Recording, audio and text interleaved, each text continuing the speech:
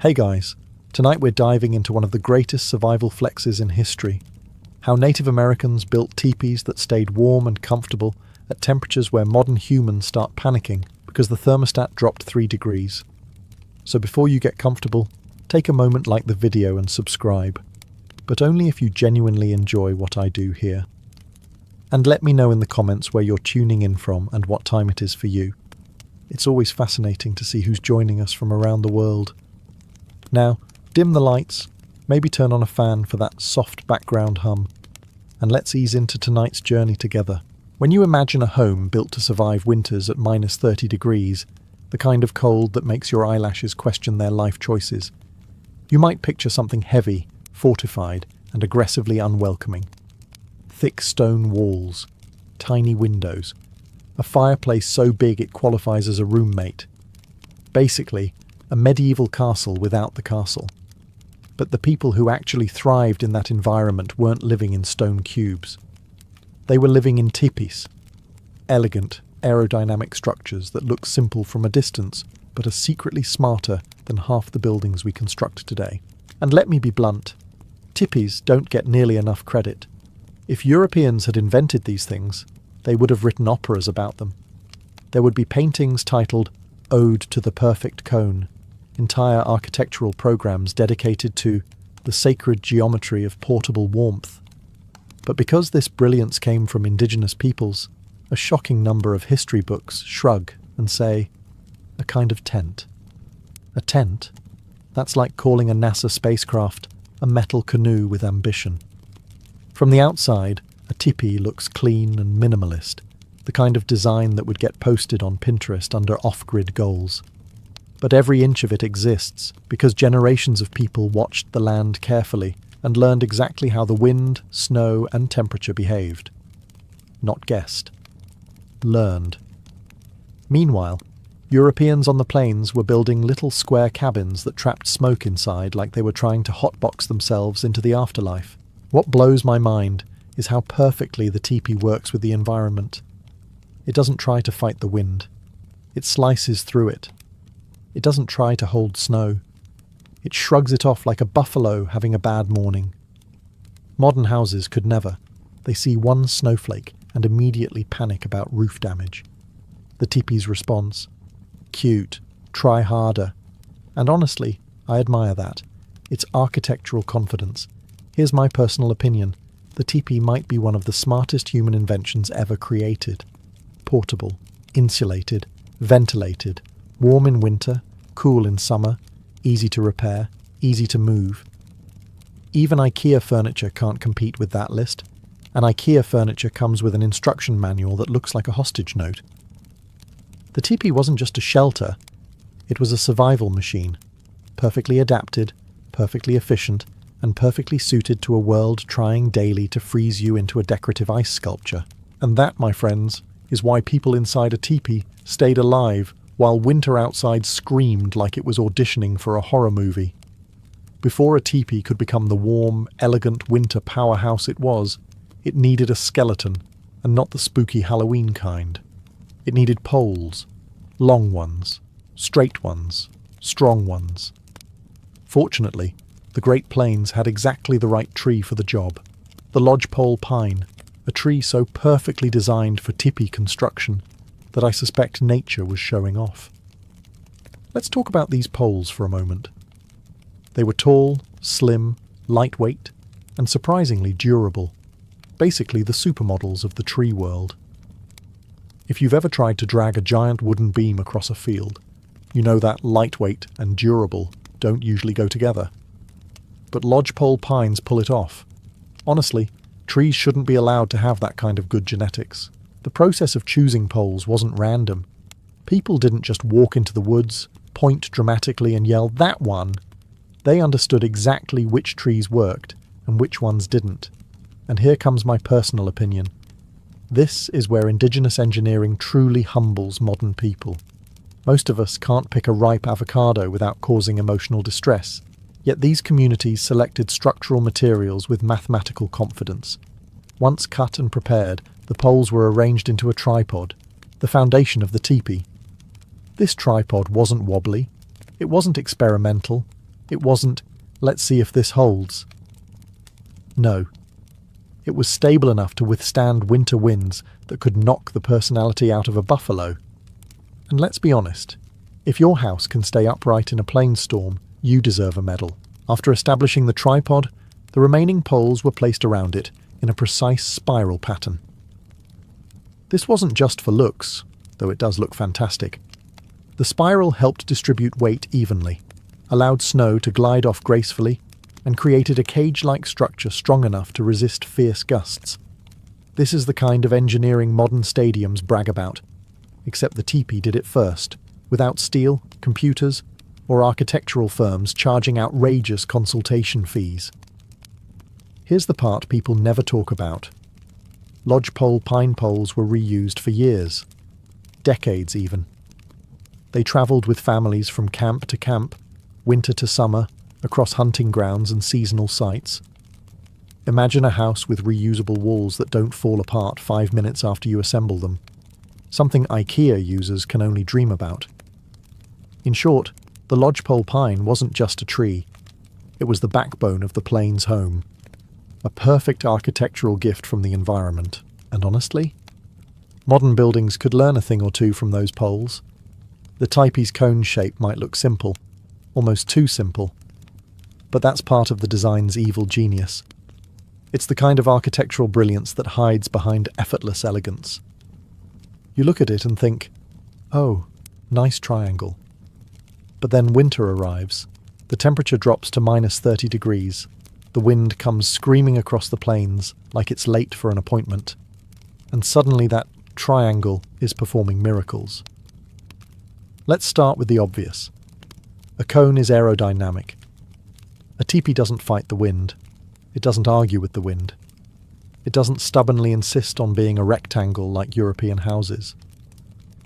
No, it simply leans back and says, do your worst, while the wind slides up and over it like it's been emotionally dismissed.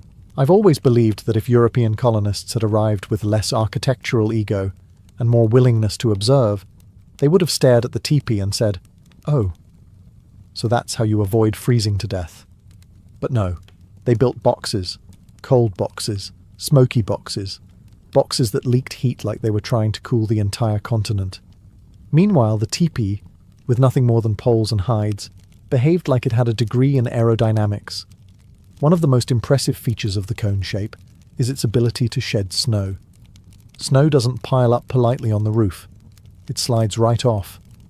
This prevents the teepee from collapsing under weight and creates a kind of built-in maintenance system. You don't have to climb onto your roof with a shovel, scream into the void, and wonder why you chose to live somewhere cold. The teepee takes care of itself. The shape also influences heat distribution. Warm air naturally rises, and inside a teepee, it circulates in a spiraling motion, upward through the centre, then down along the walls. The result? Even heating. No freezing corners. No cold drafts stabbing you in the kidneys while you sleep. I can't say the same for most modern apartments. Let's not forget stability. A teepee can handle storms that would rip a colonial house apart like a toddler opening a gift. The cone-shaped channels stress downward through the poles into the ground. This is why teepees bend, flex, and survive instead of breaking. A building doesn't need to defeat nature. It needs to cooperate with it. Something humans often forget. Here's my personal opinion. If the cone shape had been invented in Europe, architects would still be bragging about it today. There would be statues, parades, a national holiday dedicated to the holy cone of structural integrity. But indigenous nations perfected it quietly, efficiently, and beautifully, because the goal wasn't praise. The goal was survival, and the cone delivered. Once the teepee's wooden skeleton stood proudly against the plains wind, looking like the world's most intimidating tripod, it was time to dress it. And not with just any material. No flimsy cloth, no sad colonial canvas, no "we hope this works" fabric.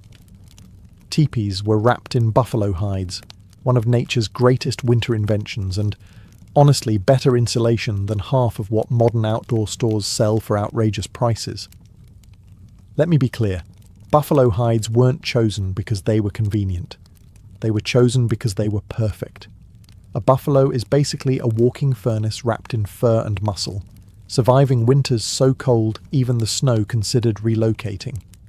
If an animal can shrug at -30 degrees like it's early autumn, its hide is absolutely the thing you want surrounding your home. Sewing the hides together was an art form. It wasn't grab a needle and hope for the best. It took skill, patience, and generations of perfected technique. The hides were softened, shaped, and stitched using sinew, durable, flexible, and far superior to most threads found today. I personally believe modern sewing tools would cry if they saw what sinew could do. You could lasso a small car with that stuff. Once sewn, the covering became a single massive sheet, a winter cloak large enough to shame any medieval king. Draping it over the tipi wasn't chaotic or improvised. It was done in a specific sequence, aligning the seams so wind flowed over them instead of through them. These were the details Europeans didn't understand. They thought homes needed thick logs, bricks, and prayers. Meanwhile, native nations were creating an aerodynamic, insulated, weatherproof masterpiece with hides and knowledge. One of my favourite aspects is how the hide covering wasn't just functional, it was adaptable. In winter, extra hides could be added for more insulation. In summer, sections could be rolled up to allow airflow.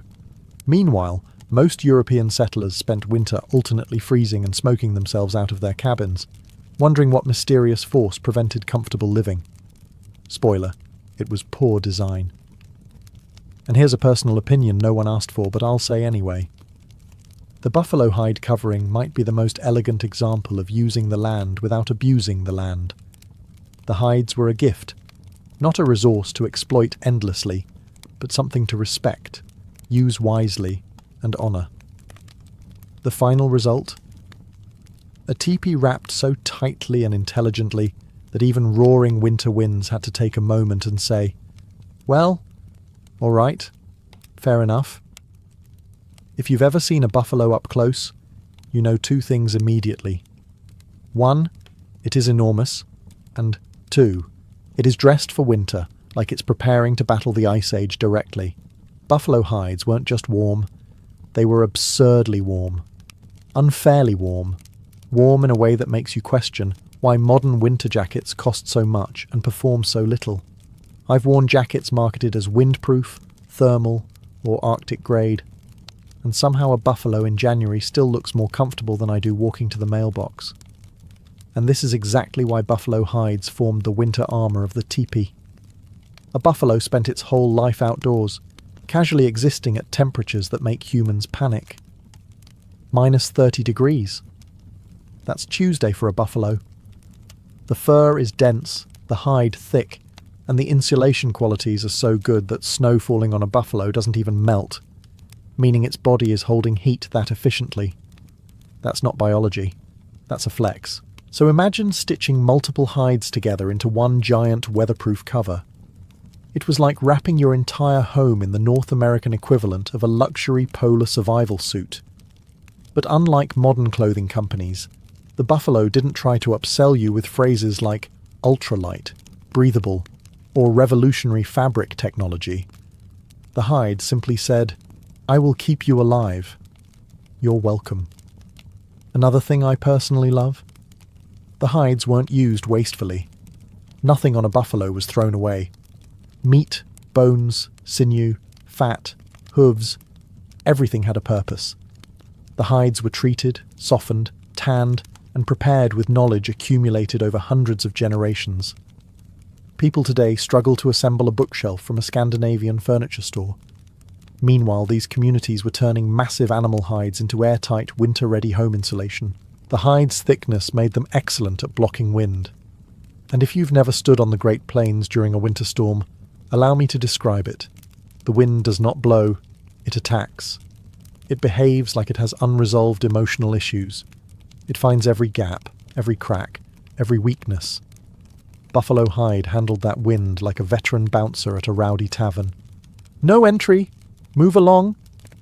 The best part, a buffalo hide tipi didn't just keep warmth in, it kept moisture out. Snow slid off instead of sticking. Rain beaded and rolled away. This wasn't primitive technology. This was highly refined environmental engineering. My personal opinion? If buffalo hide insulation were sold today, it would cost a fortune, be marketed as artisan, eco-friendly thermal shielding, and instantly sell out to wealthy people who claim to love nature but panic when they see an actual insect. The teepee didn't just use buffalo hides, it maximized their genius. If the buffalo hide exterior was the teepee's heavy winter coat, then the inner lining was the hidden layer of engineering genius that most people never notice. At first glance, it looks simple, just another layer of hide or cloth hanging on the inside walls. But in reality, this lining transformed the teepee from very good shelter into, how is this warmer than a colonial cabin built by a dozen men with axes and hope? The lining created a double-wall insulation system. This wasn't guesswork, it was intentional, refined through generations. One layer of hide on the outside kept out wind, snow, and whatever weather was currently trying to ruin someone's week. The inner lining, suspended several inches inside, created a pocket of air between the two layers. That air pocket functioned exactly like the insulation in modern homes, except without fiberglass, foam, or the existential dread of home repair bills. When the central fire burned, warm air rose naturally and slipped upward between the lining and the outer cover, circulating in a controlled cycle. Instead of escaping into the night or getting trapped at the top of the teepee, that warm air was guided downward along the interior, maintaining a consistent and comfortable temperature inside. The result was a convection system so efficient that even harsh winter temperatures outside could not penetrate the living space. The inner lining also played a key role in smoke management. Smoke from the central fire didn't drift sideways across the floor, making everyone cough like they were auditioning for a 19th century consumption drama. Instead, the lining funneled the smoke upward toward the smoke hole, where the adjustable flaps allowed it to escape. The system balanced airflow. Fresh air entered from the bottom edge of the teepee, warmed from the fire and inner air pocket, and rose upward, pushing smoke out while keeping heat in. From a practical standpoint, the lining also prevented drafts from racing along the ground, a problem that plagued European-style dwellings. Cold air simply couldn't sweep across the floor when the lining gently redirected it upward into the warm airflow. Floors covered with hides and mats benefited even more from this controlled movement, creating a surprisingly cozy environment. The brilliance of the lining came from its adaptability. In winter, it could be lowered fully to trap heat. In summer, it could be raised for ventilation. Everything about it was adjustable, responsive, and designed to work with natural forces rather than against them. No excess materials, no wasted space, no battles with the weather, just smart, efficient engineering woven deeply into everyday life. At the top of every teepee sits one of its most overlooked yet brilliant features: the smoke flaps. To an untrained eye, they might appear decorative, two triangular pieces of hide flapping politely in the wind. But to anyone who has ever lived through a winter fire in an enclosed space, these flaps are nothing short of heroic. They are, in essence, the teepee's climate control system. Centuries before anyone invented thermostats, chimneys, or the modern obsession with smart home technology. The smoke flaps controlled the ventilation of the teepee. When the central fire burned, usually small, steady, and well managed, it produced smoke that naturally rose toward the top of the structure. Without a way to guide that smoke out, the interior would quickly resemble a wood-fired sauna gone terribly wrong. But the flaps directed the smoke upward and outward, functioning like an adjustable chimney. By using two long poles, the flaps could be opened, closed, or angled in specific directions depending on the wind. If the wind shifted, which it often did on the plains, usually with the enthusiasm of someone slamming a door, the flaps could be repositioned to ensure smoke escaped efficiently. This allowed fresh air to enter from the bottom, while warm air circulated in a controlled pattern. What makes this design especially clever is how responsive it is. The flaps didn't require ropes, gears, pulleys, or complicated mechanical systems. They required 2 poles and the understanding of how the wind behaved. With a quick adjustment, the entire airflow of the teepee could be changed. Meanwhile, European settlers were building square houses with chimneys that frequently clogged, smoked, or collapsed under snow because they were not designed with local conditions in mind. The smoke flaps also played a key role in temperature regulation. Open them wide and heat escapes, cooling the teepee during warmer seasons. Narrow them, and the teepee retains warmth more effectively. In winter, when temperatures dropped to -30 degrees and the world outside felt like a hostile refrigerator, careful flap adjustments ensured the interior stayed warm without suffocating the occupants. Their placement at the peak of the cone was intentional. The rising warm air created a natural draft that pulled smoke upward. The flaps, acting as directional vents, used this upward flow to clean the air inside while maintaining comfort. No trapped smoke, no wasted heat, no need to build a chimney taller than the house itself. In short, the smoke flaps transformed the top of the teepee from just an opening into a dynamic, elegant, low-tech masterpiece of environmental control. Simple, effective, reliable. A solution so intelligent that even today, architects study it with interest, and maybe a touch of envy. At the heart of every teepee, literally and metaphorically, burned a small, steady fire. Not a roaring bonfire, not a dramatic blaze worthy of a fantasy movie, but a carefully controlled hearth that provided warmth, light, and a place to cook without turning the entire structure into a smoke chamber or an emergency situation. The central hearth was the quiet workhorse of teepee life, doing everything a European fireplace did, but with far fewer structural complaints. The placement of the fire in the exact centre was no accident. It ensured even heat distribution, efficient smoke movement, and safe distance from the walls. If you've ever lit a fire too close to something flammable, like a curtain, a log cabin wall, or your own dignity, you'll understand the importance of this design choice. The teepee's geometry allowed the fire's heat to rise straight upward, gather beneath the smoke hole, and move through the warm air channels created by the inner lining. A small fire was more than enough. The teepee didn't need a massive blaze to maintain warmth at -30 degrees, because the structure itself did most of the thermal work. A modest flame could keep the interior surprisingly comfortable, something that baffled early European observers who assumed you needed to build a fire large enough to melt the Arctic. Instead, the teepee relied on efficiency rather than brute force, which is a lesson modern heating systems could stand to relearn. The hearth was multifunctional. It provided light at night, heat for cooking, and warmth for sleeping. Pots could hang above it, food could be roasted beside it, and in emergencies it doubled as a primitive drying machine.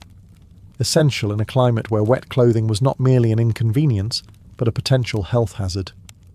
Despite all this utility, the fire remained remarkably contained. The smoke hole and flaps prevented build-up, and the lining helped direct air upward, ensuring that the inhabitants weren't constantly coughing or squinting through a fog of burnt wood. But perhaps the most impressive part of the hearth system was how well it cooperated with the teepee's shape. As warm air rose, it created a natural current that drew fresh air from the bottom edge of the teepee. This created a self-sustaining ventilation cycle that required no chimneys, no metal pipes, and no winter trips onto icy rooftops to unclog anything. It was easy to maintain and quick to adjust. It was, simply put, a perfect example of achieving comfort and survival through thoughtful design rather than overwhelming force. The central hearth didn't dominate the teepee. It harmonized with it. Life inside a winter teepee wasn't just warm, it was organized, intentional, and surprisingly comfortable. If you've ever lived in a modern apartment designed by someone who apparently hates humans, you'll appreciate how well the interior of a teepee made use of space. Nothing was random. Nothing was shoved into a corner just because. Everything had a purpose, and that purpose usually supported warmth, togetherness, or survival, preferably all three. The interior layout followed a practical logic developed over generations. Sleeping areas were placed around the edges, where hides and furs insulated the ground from the bitter cold outside. This ring of bedding created both warmth and a natural boundary, giving each person a personal space despite the open floor plan. And honestly, it was more space efficient than most studio apartments, plus no one was arguing with a landlord about heating. At the centre sat the hearth, the teepee's sun, the gravity well around which daily life orbited.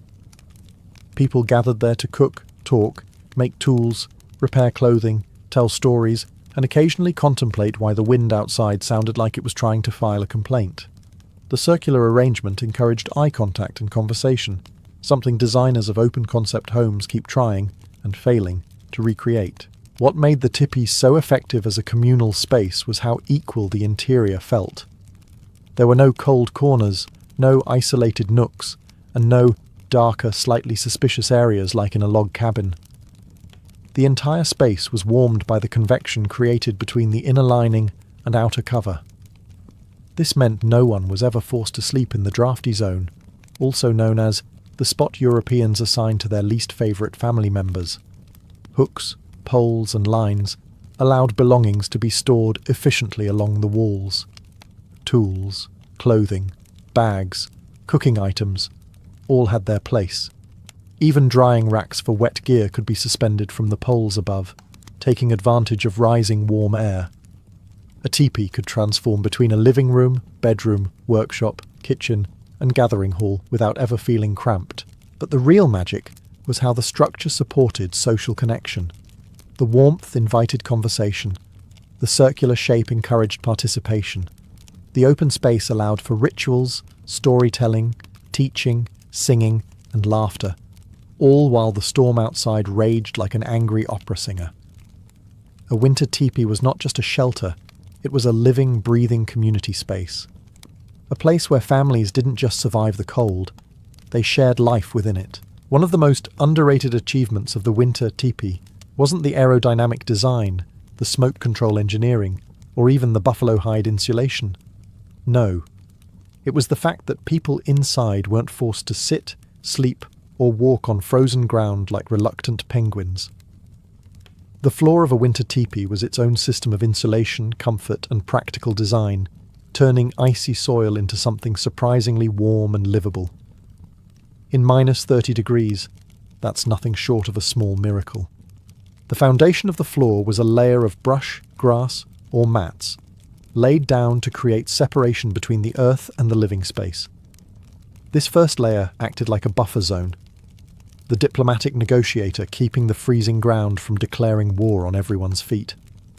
Placing brush or mats directly on the soil also prevented moisture from creeping upward, which is important because there are few things more unpleasant in winter than discovering your bedding has become a sponge. On top of this first layer came animal hides, especially buffalo robes or deer hides.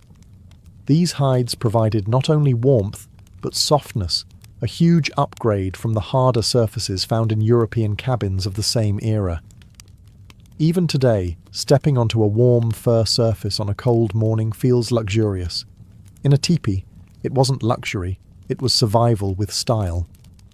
These hides also created an insulating pocket similar to modern flooring techniques. Warm air circulated downward from the central fire and radiated across the floor layers, keeping the space beneath sleeping areas surprisingly pleasant. This wasn't just better than the cold ground, it was genuinely warm, the kind of warm where you can sit comfortably while the world outside tries its best impression of a frozen wasteland. Another clever feature was how flexible the floor setup was. If conditions changed, more people arrived, weather shifted, or storage needed to be reorganized, hides could be rearranged easily. Sleeping areas could be expanded or tightened.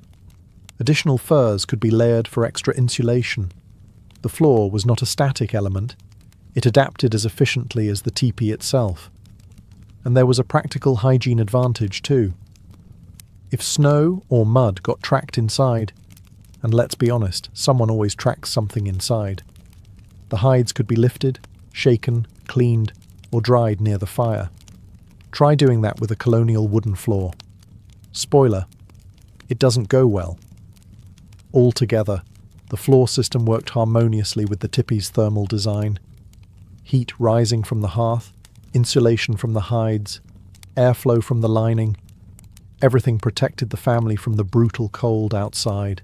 So while the wind tried to turn the plains into a frozen battlefield, the people inside sat on warm ground, wrapped in comfort, proving once again that good design beats brute force every time. One of the most astonishing features of the teepee wasn't how warm it stayed, how cleverly it ventilated smoke, or how beautifully it handled -30 degrees. No, the real plot twist is that the entire structure was portable. And not technically portable the way modern furniture claims to be, which usually means you'll regret this in 10 minutes. A teepee was truly portable, easy to take down, quick to pack, simple to move, and fast to rebuild. In other words, it was everything a European cabin was not. A well-practiced family could dismantle a teepee in under an hour. The poles were unlashed, the hide covering folded, the interior lining packed, and the household items bundled efficiently. No nails to pry out, no beams to struggle with, no roofs collapsing halfway through the process. The design recognized something Europeans often forgot. Humans move, animals migrate, seasons change, food sources shift. A home should adapt to life, not chain people to a single location. Once disassembled, the teepee components were transported using a travois, a simple yet effective sled-like frame pulled by dogs in earlier periods and horses after their introduction. The poles themselves often doubled as the travois' rails, proving again that every part of the teepee had multiple uses. Nothing was wasted. Nothing was decorative. Everything served a purpose. Meanwhile, European settlers were busy chopping down forests to build wooden houses they abandoned a year later because they placed them in terrible locations. But what truly sets the teepee apart is how quickly it could be rebuilt. The same family who took it down in under an hour could have it standing again by midday, poles arranged, hide covering secured, lining hung, hearth lit. Imagine relocating your entire home in the time it takes most people to assemble a single piece of flat-pack furniture, and without the emotional damage. Mobility was not a luxury. It was essential to the rhythm of life. Hunting patterns, seasons, water availability, and resource cycles demanded movement. The teepee allowed families to follow the land without sacrificing comfort. No need to choose between warmth and mobility. No need to drag a wooden cabin across the plains like a particularly uncooperative pet. The teepee solved the problem elegantly. Your home moves with you, not against you. Portability also strengthened community bonds. Camps could come together, expand, merge, or divide as needed. Families could join seasonal gatherings, ceremonies, or hunts, knowing their homes could be packed and ready at a moment's notice. In a world shaped by the vastness of the plains, the teepee's mobility wasn't just convenience, it was survival made simple. If you've ever lived in a house with a poorly sealed front door, you know how a single draft can undo an entire heating system. Now imagine dealing with that draft at -30 degrees, when the wind is coming at you sideways like it's personally offended by your existence. The entrance of a winter teepee had to handle exactly that, and it did so with a kind of quiet, confident brilliance that modern architects could learn from. The first line of defense was orientation. Teepees traditionally faced east, away from the prevailing western winds that barreled across the plains with the subtlety of an angry bear. This wasn't superstition. It was meteorology, practiced long before meteorologists went on television to gesticulate dramatically at animated weather maps.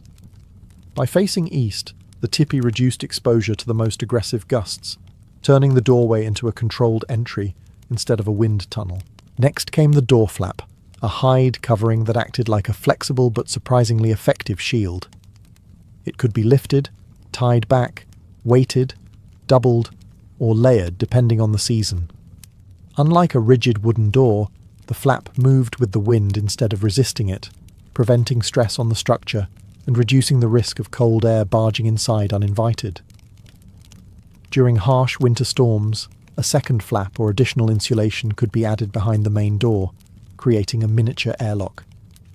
This two-layer system trapped cold air before it entered the main space, performing the same function as modern vestibules, but without the need for power strips, heaters, or awkward "please close both doors" signs. Inside the entrance, the teepee's interior lining also played a role. The lining didn't extend all the way to the doorway, but its presence helped redirect cold air downward, preventing it from sweeping into the living area. Any gust that managed to sneak past the flap was forced to behave, diverted into the airflow system, where it became part of the natural convection, rather than an unwanted blast of Arctic personality. Another clever detail was how low the doorway was. Yes, this meant you had to bend a bit to go in and out, but given the choice between a dignified posture and not freezing to death, most people picked warmth over elegance. The low entrance prevented large volumes of warm air from escaping each time someone entered or exited. Altogether, the design turned what could have been a structural weakness into a functional strength. The entrance was not just a hole in the wall. It was an engineered barrier against the worst winter could offer. In a climate where one bad draft could ruin an entire night, the tippy door didn't just keep cold out, it kept comfort in. Stepping inside a well-built winter tippy during minus 30 degrees is a bit like stepping into a plot twist. You expect suffering. You expect your eyelashes to freeze. You expect the kind of cold that makes your bones file formal complaints. Instead, you find warmth, real warmth, and a level of comfort that would make many European settlers stare in stunned silence, followed by the quiet, internal acknowledgement that they had been living all wrong. A winter tippy didn't just block the cold, it created an interior microclimate. Between the buffalo hide exterior, the insulated inner lining, the central hearth, and the carefully managed airflow, the temperature inside could be so comfortable that people removed outer layers, worked freely, and slept without shaking like poorly wrapped burritos. This level of environmental control, achieved with no metal stoves, no electric heaters, and no stack of firewood the size of a small village, remains one of the most impressive achievements of indigenous engineering. Light came from the hearth and filtered through the hide covering, giving the space a warm amber glow, like choosing the cozy lighting option on a smart bulb. Except the bulb is your entire home. Shadows danced softly along the walls, creating a flickering atmosphere perfect for storytelling, teaching, crafting tools, or simply passing time while the outside world attempted to freeze itself solid. Storage hung neatly from the poles, keeping tools, bags, and belongings off the ground. This added organization also helped maintain airflow around the walls, preserving the convection system that made the tipi so effective. Nothing felt cluttered. Nothing felt cramped. It was a space shaped intentionally, not an accidental assortment of objects fighting for territory. Which, let's be honest, describes many modern living rooms. Sleeping areas formed a ring along the outer edge, layered with hides and furs for insulation.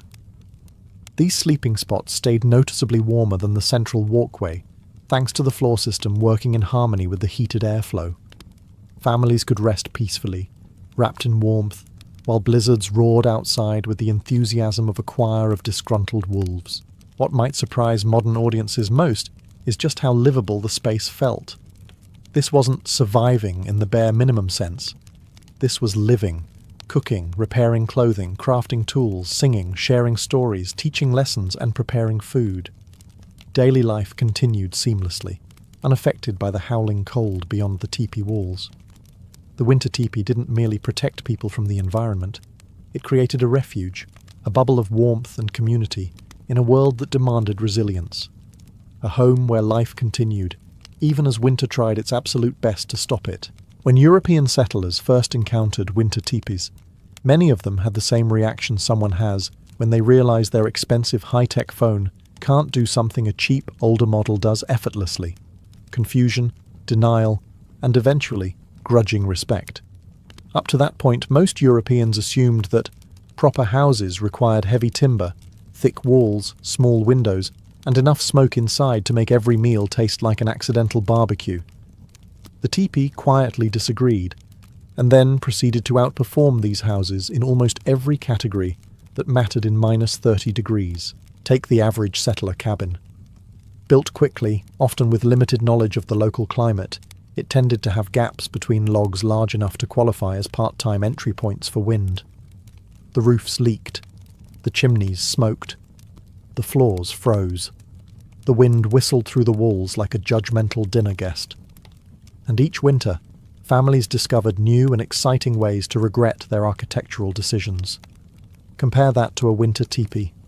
Aerodynamic, insulated, portable, breathable, warm, and structurally flexible. The teepee wasn't trying to wrestle with the wind, it redirected it. It didn't trap smoke inside until half the family coughed themselves to sleep. It vented cleanly through an adjustable system. It didn't collapse when a heavy snowfall arrived. It shed the weight so effortlessly that even gravity seemed impressed. Even heating efficiency favoured the teepee. A single small fire could warm the entire interior without wasting fuel. Meanwhile, European settlers needed piles of wood that could double as small fortifications just to keep their homes at a temperature slightly above Arctic misery. They spent entire days chopping wood, stacking wood, and arguing about whether they had enough wood, all while the teepee's inhabitants simply tended a modest fire and got on with their lives. Then there's mobility, which was completely foreign to European architecture. Once a cabin was built, it was married to that piece of land forever, for better or worse, mostly worse during harsh seasons. If hunting patterns shifted or water sources moved, too bad. The house stayed put, the family froze. The teepee, however, could be taken down, transported, and rebuilt in a new location, usually faster than a settler could find a replacement axe handle. What truly highlights the contrast is how each structure responded to the environment. Settler houses fought nature and lost repeatedly. Teepees worked with nature and thrived. In the end, one wasn't simply a shelter, it was a system perfected for the plains. The other was a wooden box full of regrets. When you step back and look at all the elements of the winter teepee, the aerodynamic cone, the buffalo hide insulation, the inner lining, the smoke flap ventilation, the warm floor system, the central hearth, the directional entrance, the portability, the picture becomes clear. This wasn't just a shelter. It was a masterpiece of human adaptation, quietly perfected through generations of observation, testing, and refinement. A kind of architectural wisdom the environment itself helped shape. Most structures around the world evolve by accident. Someone builds a house, realizes the roof leaks, makes adjustments, and the cycle continues until the building stops falling on people. But the teepee didn't stumble its way into greatness. Every component was deliberate. Nothing was wasted. Nothing was overbuilt. Nothing required a miracle to function in -30 degrees. It was the opposite of trial and error architecture. It was trial and excellence. The genius lies in how all the pieces worked together. The shape supported the airflow. The lining supported the heating. The hides supported the insulation. The poles supported the portability. The entrance supported the wind direction. Instead of forcing the environment to obey human preference, which is a strategy that usually ends with rickety buildings and disappointed settlers, the teepee cooperated with nature. It took what the plains offered and replied, "Yes, that works for us." It's a stark contrast to the European approach of the time, which essentially consisted of build box, hope box survives. If box collapses, build another box somewhere nearby and repeat mistake. Meanwhile, the teepee was demonstrating fluidity, adaptability, and efficiency long before those words ever became buzzwords in engineering seminars. The teepee also thrived because it wasn't just a structure, it was integrated into a way of life. It supported mobility, community, seasonal movement, hunting cycles, climatic variation, and spiritual practices. A house wasn't simply a place to sleep. It enabled families and entire nations to follow the rhythms of the land. When winter tightened its grip, the teepee didn't resist the cold. It outsmarted it. Even modern architects studying sustainable design often find themselves quietly impressed. Not that many will admit their most admired climate-responsive structure is centuries old and made without metal, screws, or reinforced concrete. But the truth is unavoidable. The teepee remains one of the most efficient portable dwellings ever engineered. In the end, the winter teepee didn't merely keep people alive at -30 degrees. It allowed them to live well, warm, resilient, and in harmony with a landscape powerful enough to punish any design flaws. That is the beauty of the teepee, a humble shape, a simple frame, and a brilliance that still echoes today. In the far north, winter never arrived quietly. It descended like a slow-moving beast, stealing minutes of daylight one by one until the sun barely skimmed the horizon. For Viking communities scattered across Norway, Denmark, and Iceland, these darkest weeks of the year were more than an inconvenience. They were a test of endurance. Crops were long harvested, the seas were treacherous, and the world outside the longhouse felt frozen in time. This was the backdrop for Jol, the Yule season, a festival created not simply for celebration, but for survival of the spirit. As the longest night approached, people marked the shift with a mixture of dread and determination. The sun, in their eyes, wasn't merely hiding, it was weakening. Each shortened day hinted at a cosmic struggle between light and the forces that sought to swallow it. And while the Vikings were famously pragmatic, they were equally spiritual, believing deeply in unseen powers that governed the rhythm of the world. Jol gave them a way to influence that rhythm, or at least feel as though they could. Through rituals, fire, feasting, sacrifice, and storytelling, they attempted to call the sun back from the edges of the void. Preparation began weeks beforehand. Families dried meat, brewed mead, and brought livestock into warm enclosures, selecting the strongest animals for breeding and the weakest for inevitable slaughter. But one creature held special significance: the boar. Robust, stubborn, and sacred to the god Freyr, the boar embodied fertility, strength, and renewal, everything the community longed for during winter's deepest chill. To sacrifice a boar at Yule was to symbolically feed the cycle of nature, an offering meant to coax the returning sun toward its rebirth. Inside the longhouse, anticipation grew. Fresh pine branches decorated the pillars, their scent mingling with wood smoke. Children were told stories of ancient winters, heroic ancestors, and gods who fought against frost giants to preserve the world. The crackling hearth became the center of existence, radiating not just warmth, but reassurance. As long as the fire burned, so did hope. And that was the heart of Yule. In a world where darkness felt eternal, the Vikings dared to gather, feast, and honor the turning of the year. They believed that even the smallest flame, whether in a hearth or a heart, could challenge the longest night and usher in the slow, triumphant return of the sun.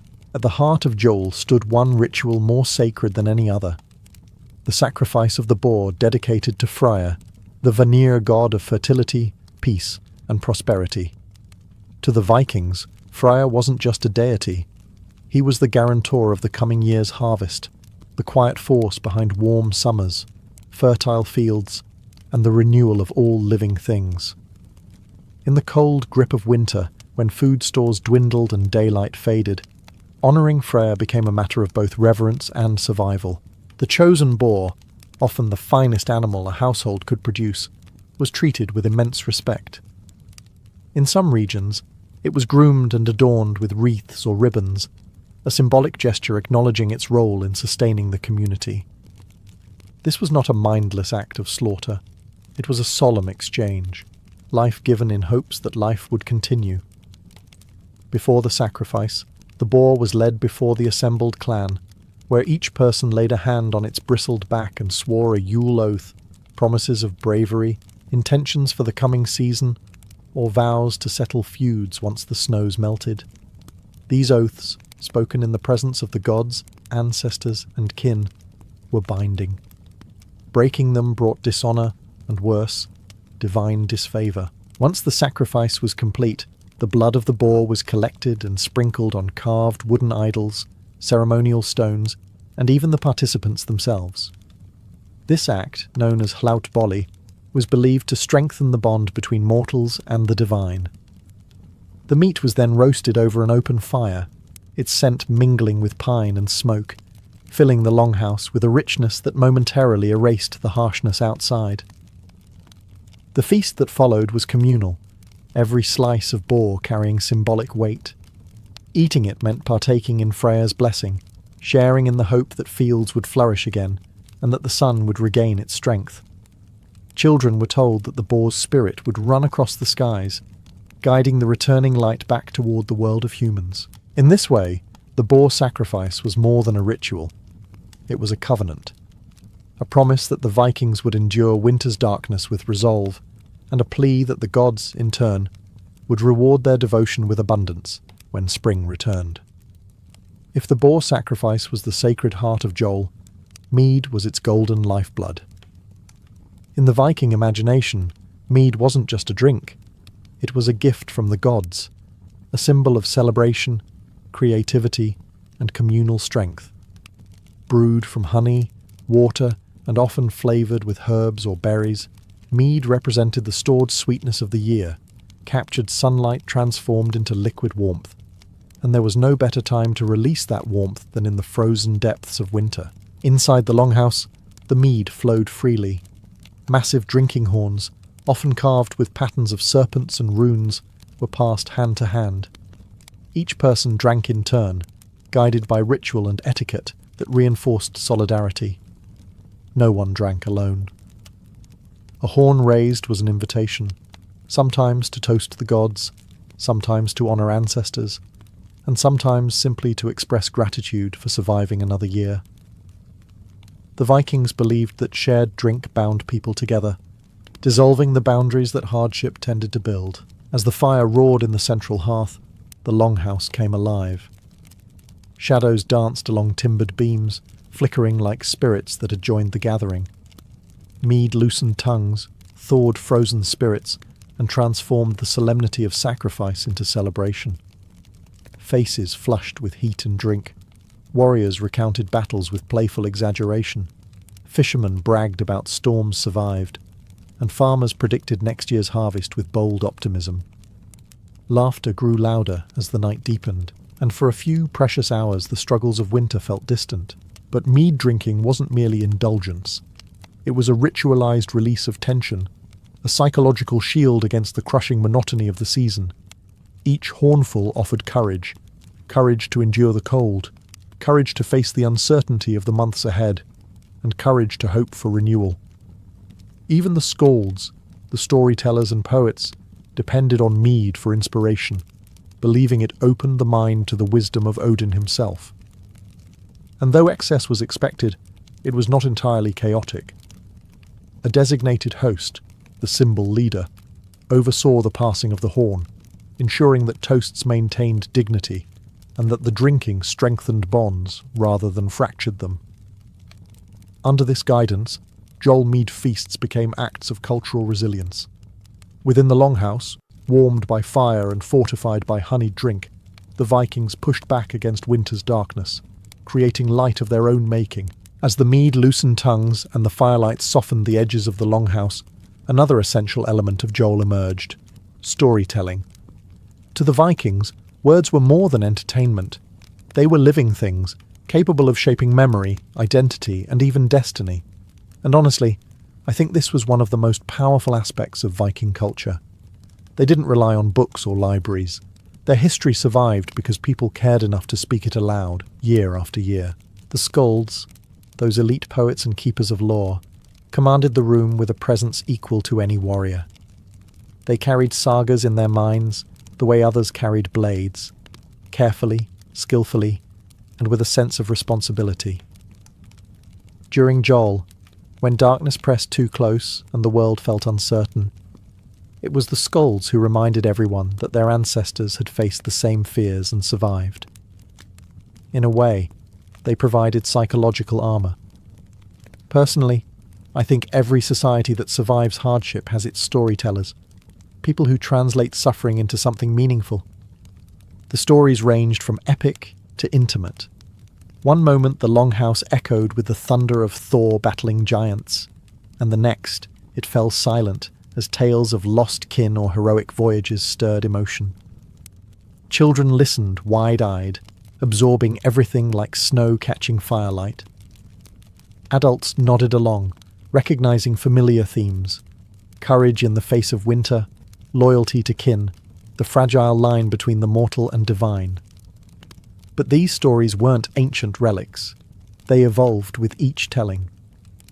A skald might adapt a tale to comment on recent events, celebrate a local hero, or poke gentle fun at someone in the room. And this is something I personally admire. The Vikings understood that history isn't fixed.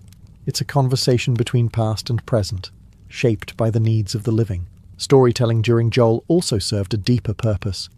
It reminded the community that they belonged to something larger than themselves. In the dead of winter, when isolation could erode morale, sagas tied everyone together in a shared mythic universe. They reinforced values, preserved memory, and inspired hope. In my opinion, it's no coincidence that cultures with strong oral traditions often develop great resilience. They know how to turn fear into narrative, and narrative into strength. So as the wind howled outside and snow piled against the walls, the Vikings sat wrapped in the warmth of words, believing, rightly, that stories could outshine even the darkest night. While Jol was undeniably a time of feasting and revelry, at its core it remained a spiritual observance. The Vikings understood winter not simply as a season, but as a cosmic event, one that demanded recognition from both humans and gods. And if I'm being honest, this worldview makes a lot of sense to me. When you live in a place where the sun practically disappears, you feel the weight of the cosmos in your bones. Central to Jol was the belief that the sun was struggling. Each shortening day was a sign that the forces of darkness, frost giants, chaotic spirits, cosmic entropy, were gaining ground. The rituals of Jol, especially during the solstice, were attempts to help the sun reclaim its strength.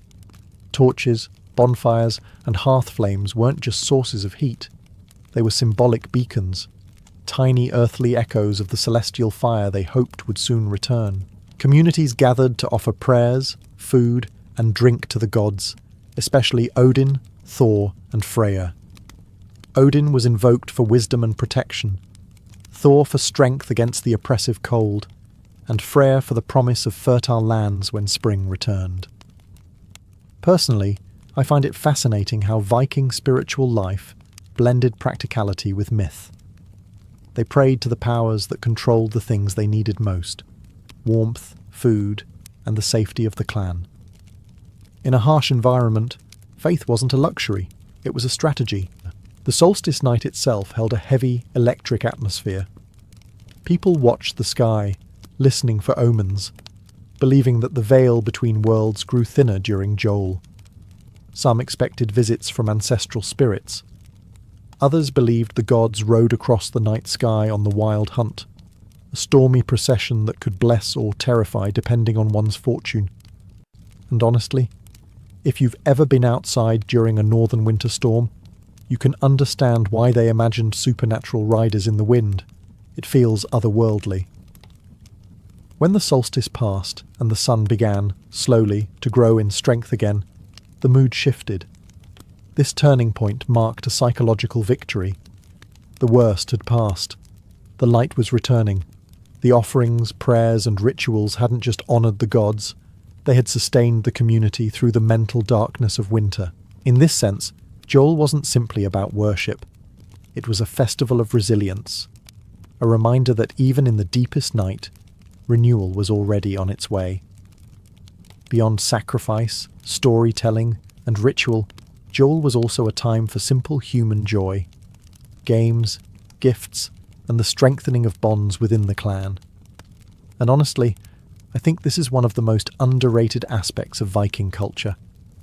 We often imagine them as grim, stoic warriors stomping through snow with axes in hand, but during Jol, they allowed themselves to be playful, generous, and even sentimental. Inside the longhouse, once the feasting settled into a warm hum, families turned to games.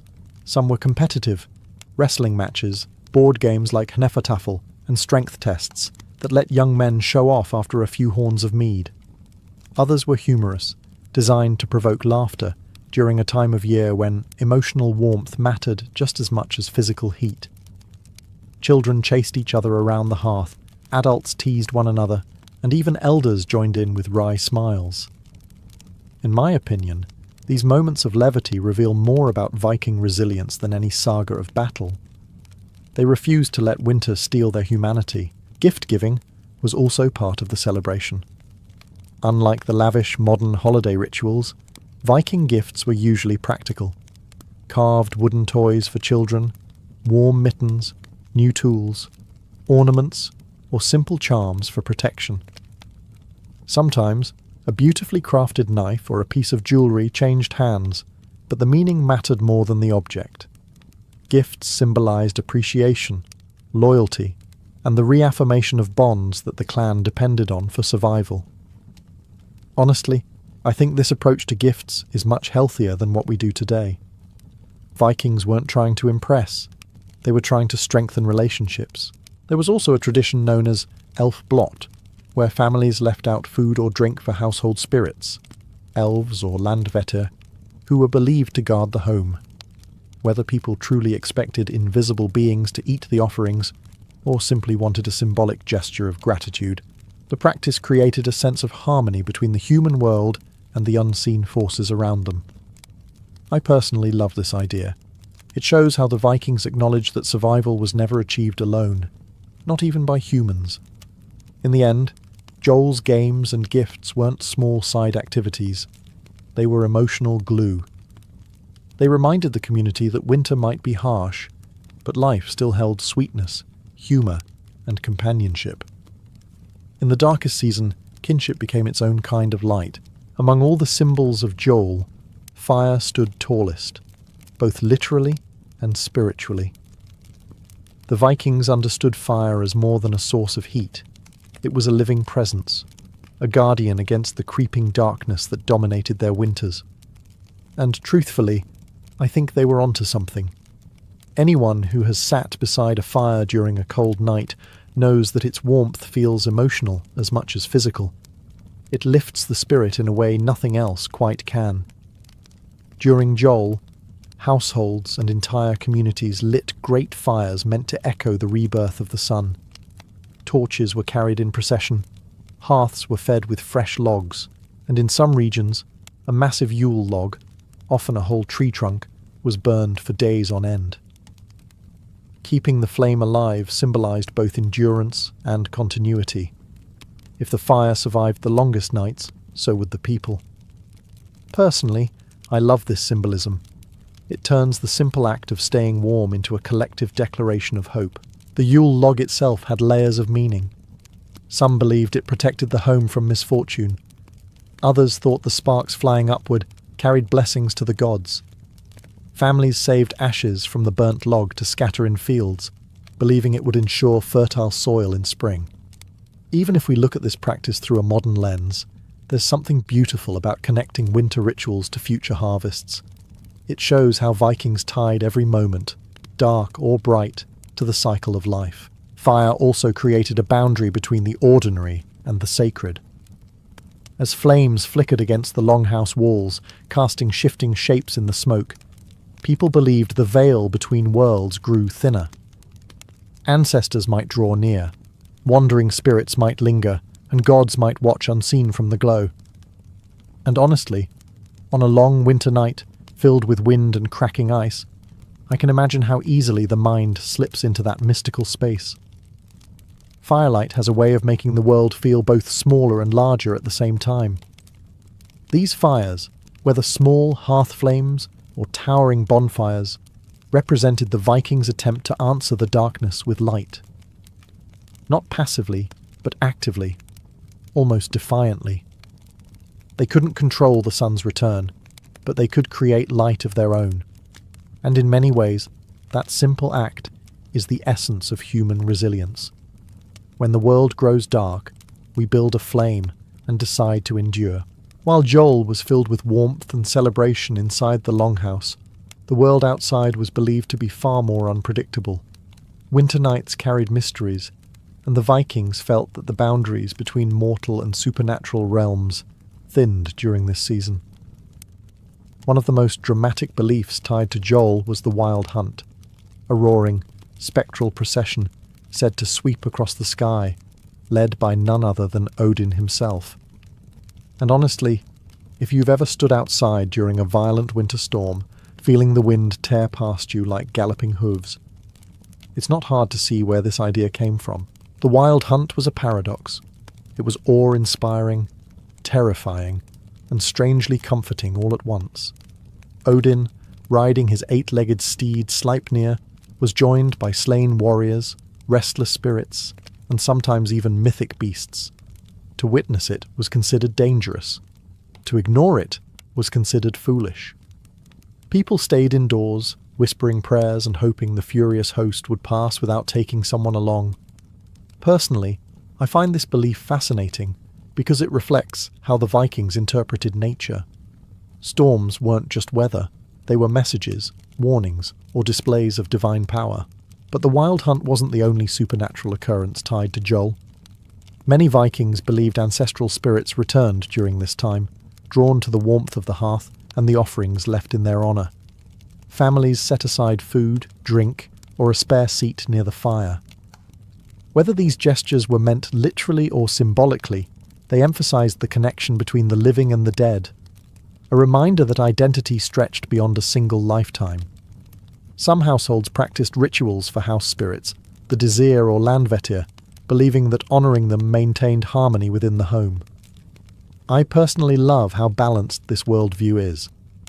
Instead of seeing spirits as threats, the Vikings often viewed them as partners, guardians of place, memory and family fortune. The night sky itself became part of the mythic landscape. Strange lights, storms and shifting clouds were interpreted as signs. The northern lights, which we now understand scientifically, were seen by many as reflections of Valkyries riding to battle. And honestly, I can't blame them. If you had no scientific explanation and saw the heavens ignite with shimmering green fire, warrior maidens riding across the sky would probably feel like a perfectly reasonable interpretation. In these beliefs, Jol became more than a seasonal festival. It became a cosmic drama, a reminder that humans were never truly alone in the winter dark. As winter slowly loosened its icy grip and the days began stretching towards spring, the spirit of Jol lingered. For the Vikings, the festival wasn't just a moment of celebration. It was a philosophical statement about what it meant to endure. And honestly, I think this is why Jol still fascinates us today. It wasn't built around luxury or abundance. It was built around scarcity, resilience, and the simple human need to create light in dark times. What makes Jol especially compelling is how it evolved. After Christianity spread across Scandinavia, many pagan customs blended seamlessly into emerging Christmas traditions.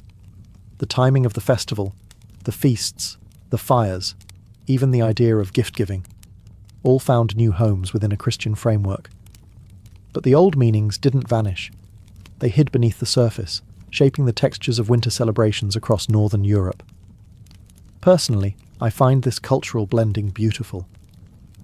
Instead of erasing the past, new traditions layered themselves on top, allowing people to carry forward both old and new identities. Take the Yule log, for example.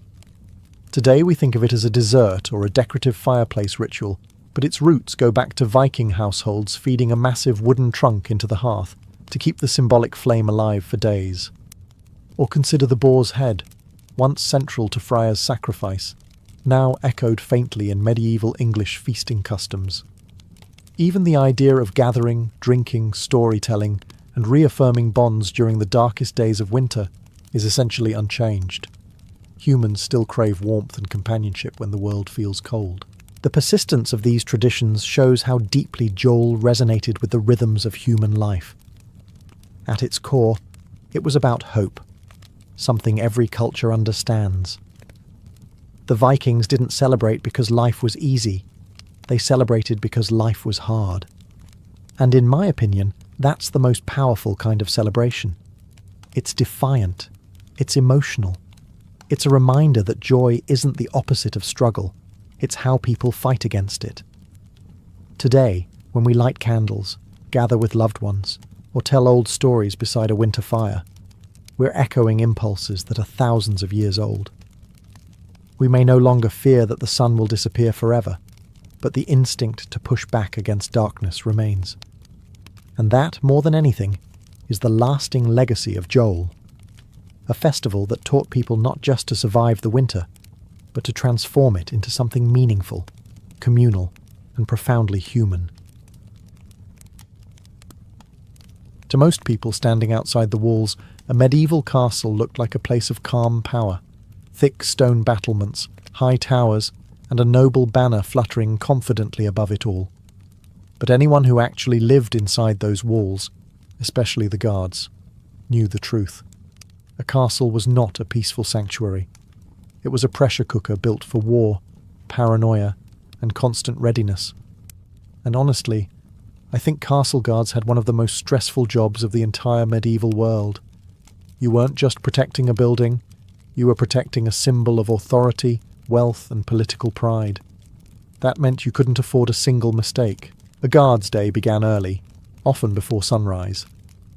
While the castle's kitchen stirred awake and craftsmen prepared their tools, the guards were already checking gear, tightening straps, sharpening blades, and reporting for inspection. The castle constable or sergeant oversaw assignments, deciding who would patrol the courtyard, who would watch the walls, who would stand at the gatehouse, and who would be sent to the towers. Rotations mattered. Too much monotony caused fatigue. Too much excitement bred carelessness. In my opinion, it's impressive how well medieval commanders understood human behaviour long before formal psychology existed. Inside the walls, a guard had to be both visible and alert. Every merchant, messenger, visitor, or wandering servant was a potential threat.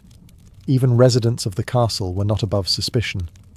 Guards watched for strange behaviour, late-night prowling, or anyone lingering too close to restricted areas. More than one medieval plot unravelled because a sharp-eyed guard noticed something that just didn't look right. Meals were eaten quickly and often standing. Training drills occurred regularly. Archery practice, weapon handling, formation exercises, and emergency response to alarms. A guard never really relaxed. He simply existed in varying degrees of readiness. And unlike the knights, who rode into battle covered in honour and glory, guards were expected to do their jobs without fanfare. If everything went right, no one praised them. If anything went wrong, everyone blamed them. But the truth is, castles depended on these men, far more than they depended on their knights. Guards were the ones who kept the peace, watched the gates, and maintained vigilance during the long stretches of quiet, when danger felt distant, but never disappeared. Their lives were a balance of routine, discipline, and the ever-present knowledge that even the calmest day could turn deadly in an instant. If the castle had a front line during peacetime, it was the gatehouse. This structure, often overlooked in movies, was the most strategically important choke point in the entire fortress. Every person, every cart, every animal, and every whisper of news passed through it. And honestly, I think gatehouse duty was both the most fascinating and the most nerve-wracking assignment a guard could receive. You were the castle's filter, deciding what entered its world and what stayed outside. The gatehouse was not just a doorway, it was an armoured gauntlet. Guards stood on multiple levels, watching from arrow slits, tower windows and parapets. Below them were murder holes, small openings in the ceiling that allowed boiling water, hot sand, or stones to rain down on intruders in case of attack. And yes, despite modern myths, hot oil was rarely used because it was expensive. Personally, I find this detail hilarious. Even in warfare, practicality trumped drama. At ground level, the main gate was reinforced with iron bands and backed by a heavy portcullis, a spiked metal grid that could slam down in seconds. The guard in charge of the winch had to be trusted completely. With one pull of a rope or release of a lever, he could allow entry, trap intruders, or seal the castle. The power and responsibility was enormous. Daily activity at the gatehouse was equally intense. As travellers arrived, guards asked questions. Who are you? Where are you coming from? What business do you have here? They checked carts for hidden weapons, demanded written permission for entry, and kept a close eye on anyone acting nervous or evasive. Smugglers, spies, disgruntled peasants, opportunistic thieves. anyone could be a threat. And in my opinion, this level of social filtering would drive most modern people insane. But for medieval guards, it was simply part of the job. Tension always rose when nobles visited. Their entourages created traffic jams, horses reared, servants panicked, and everyone, including the guards, was expected to show flawless discipline. One slip, one insult, even an accidental delay, could lead to punishment. The gatehouse was also where news arrived first. Rumours of war, approaching envoys, outbreaks of plague, or sudden political drama. Guards learned bad news hours before the Lord did. In that sense, they were not just sentinels, they were the castle's early warning system. For a guard, the gatehouse was a test of instinct, discipline, and courage. It was the castle's handshake with the outside world, and sometimes its shield against it. Patrolling the castle walls was one of the most repetitive yet essential duties in a guard's life. Hour after hour, guards walked the battlements, stone pathways along the top of the walls, keeping watch for threats both near and far. It might sound simple, but wall patrols required sharp eyes, steady nerves, and an almost unnatural tolerance for boredom. Personally, I think this job was designed to break anyone who wasn't mentally tough. Too quiet, and you lost focus. Too eventful, and you probably died. The patrol route usually started at one corner tower and wound around the entire perimeter. Along the way, guards checked arrow slits, leaned over crenellations to observe the countryside, and scanned roads, forests, and fields for movement. A single figure approaching the castle could be harmless, or could be a scout for a much larger force. Every shape on the horizon had to be analysed. Every sound mattered. A barking dog, distant smoke, a flicker of torchlight. Each detail could signal danger. Patrols happened in every kind of weather. Blazing sun, freezing fog, sleet, rain, snow, and winds so strong they threatened to push a man right off the wall. And medieval walls offered no comfort. The stone was cold, the footing uneven, and the height terrifying for anyone with a hint of vertigo. I honestly admire the guards who managed to function up there without constantly imagining their own dramatic fall into the moat. But the physical challenge was only half the struggle. The mental strain was real. Hour-long patrols, repeated day after day, created a rhythm that lulled the senses. Guards had to fight the creeping numbness of routine. Missing a detail wasn't an option. Many castles introduced specific checkpoints or routine call-outs to force guards to stay alert. A sergeant might appear unexpectedly to test a guard's awareness, ask what they'd seen, who was on the road, or whether smoke had risen from the nearby village. Fail the test, and you might find yourself on muck cleaning duty, or worse, on the night shift. Despite the monotony, patrols gave guards a unique understanding of the world beyond the castle. They knew the land, the traffic patterns, the weather shifts. They were the first to sense when something felt off. And in medieval times, instinct was half the job.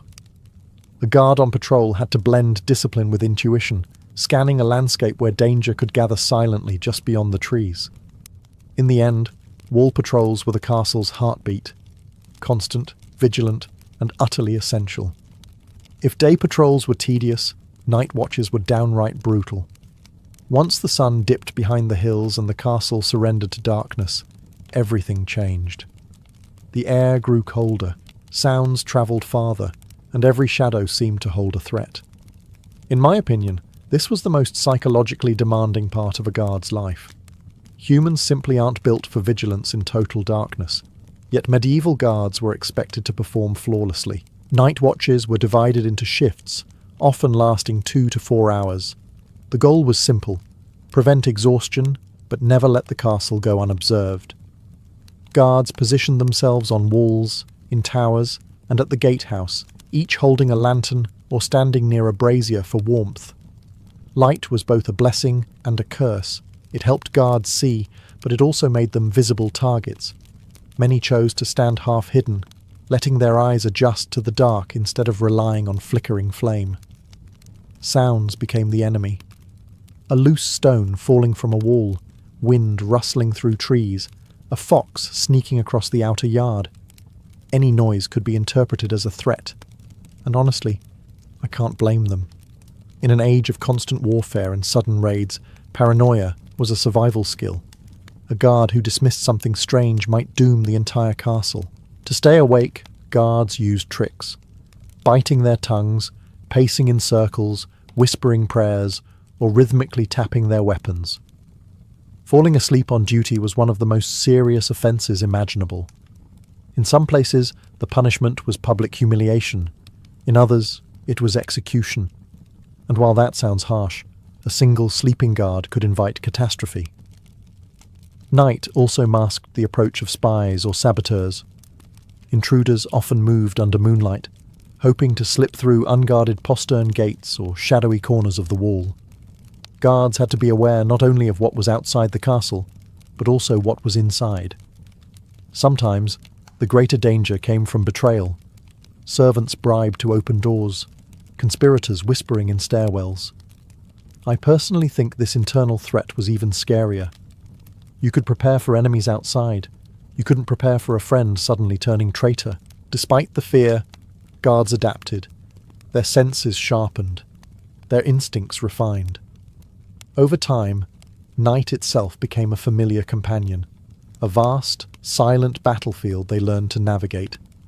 And when dawn finally broke, painting the castle walls gold, every guard on duty felt a quiet triumph. Another night survived, another morning earned.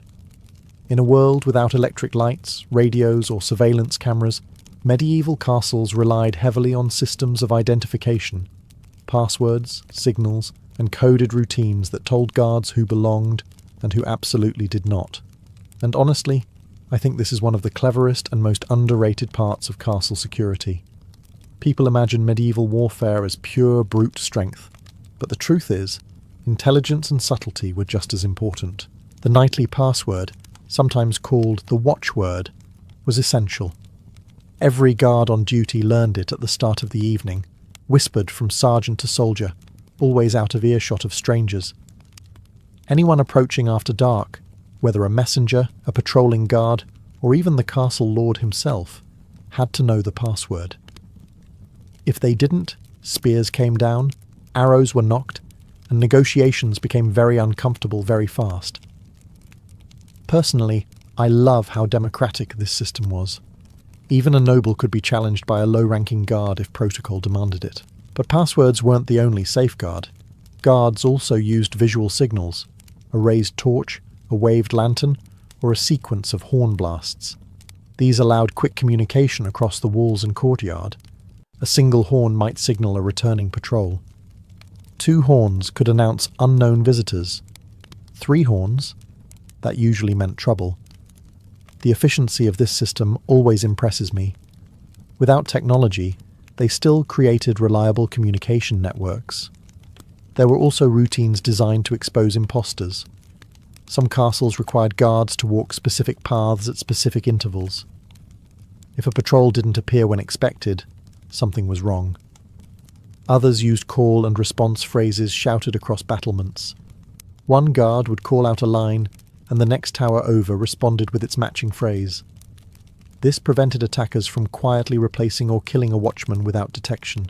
Inside the castle, servants and residents also needed ways to prove they belonged. Some wore tokens or badges, others followed strict curfew rules. After dark, even familiar faces could be detained until verified. And in my opinion, this level of cautiousness shows how precarious medieval life really was. A moment of misplaced trust could bring down an entire fortress. These password systems weren't just bureaucratic rituals, they were life-saving tools. They prevented ambushes, stopped infiltrators, and empowered guards to challenge anyone, no matter their rank. In a time when disguise and deception were common tactics, the humble watchword might be the only thing standing between a quiet night and a deadly surprise. In short, passwords kept everyone alive, and kept castles from becoming crime scenes with good architecture. Castle towers were more than dramatic architectural features. They were nerve centres of surveillance. Anyone stationed in a tower lived in a world of wind, height, and relentless observation. And honestly, I think tower guards had one of the toughest psychological roles. You weren't in the bustle of the courtyard or the warmth of the gatehouse. You were alone, often cold, and staring at the horizon for hours, waiting for something, anything, to move. Each tower offered a unique vantage point. From the highest levels, a lookout could see villages, forests, roads, and sometimes even the shimmer of a river miles away. This panoramic view made towers the castle's early warning system. A plume of smoke, a distant dust cloud, or the glint of metal in the sunlight could all signal incoming trouble. The pressure was enormous. Imagine being the first person responsible for spotting an army before it reached your walls. Miss the signs, and the castle might have minutes, not hours, to prepare. Inside the tower, life was cramped. Stone walls trapped cold air, staircases spiraled tightly, and arrow slits allowed just enough space to see and shoot, but not enough to stay warm. Guards took turns warming their fingers near tiny braziers, trying not to lose mobility. Personally, I think frostbite was as much a threat as any enemy siege weapon. But comfort was a luxury. Medieval guards weren't allowed. Archers stationed in towers had even more responsibility. Their bows were the castle's first line of active defence. From above, they could rain arrows on attackers long before melee troops reached the gate, but archers needed incredible skill. Shooting from height meant adjusting for wind, angle and distance. A single miscalculation wasted precious ammunition. And in a siege, arrows were as valuable as food. Communication between towers was vital. Guards used horn blasts, shouted signals, or lantern flashes to relay what they saw. A suspicious figure near the tree line? Signal it. A caravan approaching? Signal it. Something strange happening in the village? Definitely signal it. Tower guards became experts at reading the landscape like a living map. Despite the solitude, there was a certain pride in tower duty. You were literally above everything, closer to the wind, the weather, and the first hints of danger. In my opinion, tower guards were the castle's eyes, and without them, every other defensive measure would crumble into chaos. Being in the tower meant vigilance, precision, and a constant awareness that the smallest detail could change everything. If towers were the castle's eyes, then murder holes were its teeth, small, unassuming, and absolutely lethal. These architectural features were built into gatehouses, passageways, and choke points, allowing defenders to unleash chaos on invaders trapped below. And honestly, I think murder holes are one of the best reminders that medieval architects were not just builders. They were military strategists with surprisingly creative imaginations. A murder hole was usually a small square or circular opening in the ceiling above an entry passage. If attackers managed to breach the outer gate or batter down a door, they'd rush inside, often cheering, thinking they'd won the first stage of the siege. Then they'd find themselves funneled into a narrow corridor, jammed together, and suddenly drenched in hot sand, stones, boiling water, or even quicklime. Personally, I think the use of hot sand is the most underrated tactic. It got into armour gaps, stuck to sweaty skin, and caused burns that lasted for weeks. These openings didn't just appear by accident. Castle designers intentionally created killing zones, spaces engineered to trap attackers like insects in a bottle.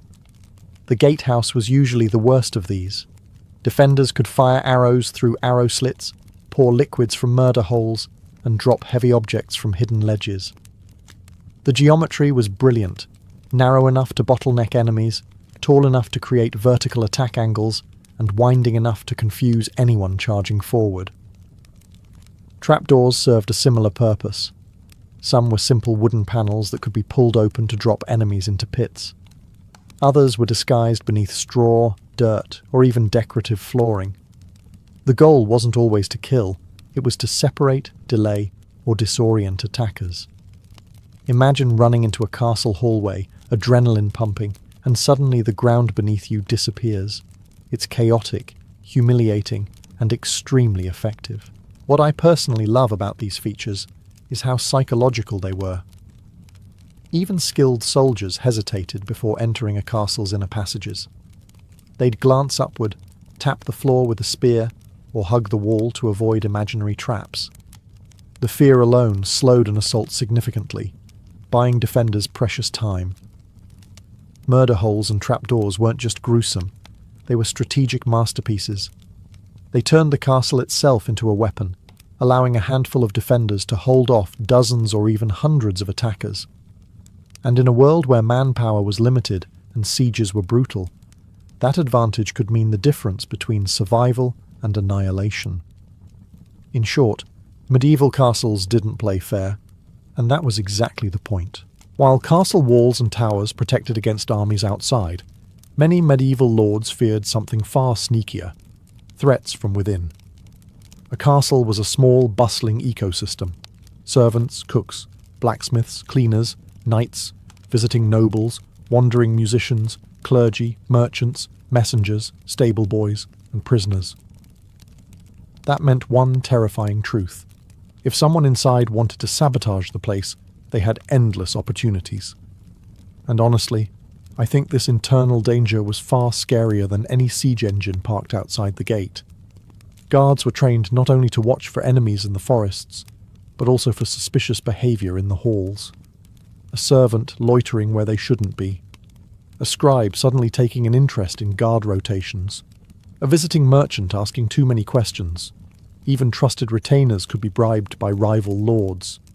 Medieval politics, after all, made modern office gossip look adorable in comparison. Because of this, guards patrolled the inside of castles just as rigorously as the outside. They monitored storerooms, checked locks, inspected the stables, and ensured that no one tampered with wells or food supplies. Poisoning was a very real fear. Some lords even had dedicated food tasters, which, if you ask me, might have been the most stressful job in the entire Middle Ages. Then there were the prisoners. Many castles kept dungeons or holding cells deep within the structure. Guards had to ensure no one passed contraband to captives, no bribes exchanged hands, and no sympathetic servant helped a prisoner escape. A single loose brick or smuggled tool could become a disaster. Servants were both essential and risky. They had access to almost every room, including the lord's private quarters. Many were loyal, but loyalty could change with hunger, fear, or a better offer. In my opinion, this is the part of medieval life we romanticize least, but should understand most. Castles functioned because hundreds of people cooperated, yet any one of them could become a vulnerability. Information security was just as important as physical security. Guards enforced rules about who could overhear council meetings, who handled letters, and who approached the lord during rest hours. Even casual gossip could start a rebellion if the wrong person overheard it. Internal security wasn't glamorous. There were no epic battles, no heroic last stands, just constant vigilance and quiet suspicion. But without it, castles would have fallen far more often. Because sometimes, the deadliest enemy didn't need a siege tower. Just a smile, a bribe, or a well-timed opportunity. And personally, I think that's the most unsettling truth of all. For all the architecture, weapons, routines, and protocols, the true heart of castle security was the guards themselves, the men who lived every day on the edge of danger. Their world was built on discipline, instinct, and trust. And honestly, I think this human element gets overlooked far too often. Stone walls didn't protect a castle. People did. The walls were only as strong as the guards standing on them. Life as a castle guard meant accepting a strange balance. Long stretches of mind-numbing routine interrupted by moments of absolute terror. One day you were pacing the courtyard, bored out of your mind, staring at chickens and gossiping servants. The next day, the alarm horns were blaring, arrows were flying, and every decision you made determined who lived and who didn't. That kind of emotional whiplash shaped guards into practical, sharp-witted survivors. Camaraderie was essential. Guards depended on each other the way sailors depend on crewmates. You learned who could keep calm under pressure, who had the sharpest eyes, who cracked jokes to break tension, and who might panic during a crisis. In my opinion, this bond was one of the few things that made the job bearable. You weren't alone on the walls. You had brothers beside you. Training reflected this reality. Guards drilled constantly, practicing formations, rehearsing alarm responses, reviewing escape routes, and testing weapons. Some castles held mock invasions to simulate surprise attacks. Others focused on communication drills, horn signals, torch patterns, shouted commands. The goal was simple. When chaos hit, no one should hesitate, and no one should misunderstand an order. In an era without radios, clarity was everything. But beneath the discipline, there was always an undercurrent of fear. Everyone knew the castle could be attacked at any time, before dawn, during a festival, while the Lord was away, or in the middle of dinner. And not all threats came from armies. Fires, disease outbreaks, famines and political treachery could destabilize a castle from the inside just as effectively as battering rams from the outside. Personally, I think medieval guards lived in a constant state of controlled anxiety. Always scanning, always listening, always preparing for the worst. Yet despite the danger, castle guards created stability in a world that rarely offered any. Their vigilance kept families safe, protected precious resources, and upheld the fragile sense of order medieval society needed to survive. They weren't knights, they weren't celebrated heroes, but without them, castles were nothing more than pretty stone sculptures waiting to fall. In the end, castle guards lived on a razor's edge, but they held the line day after day, night after night, and that unshakable dedication is what truly kept the medieval world standing. Before the sun even cleared the rooftops of the Subura, Rome's poorer districts were already alive. Wooden shutters slammed open, vendors dragged carts onto uneven stone streets, and the smell of yesterday's smoke lingered beneath the morning air. For plebeians, labourers, porters, washerwomen, scribes, freedmen, the market wasn't a luxury. It was where you bought your food for the day, because almost no one had storage space at home.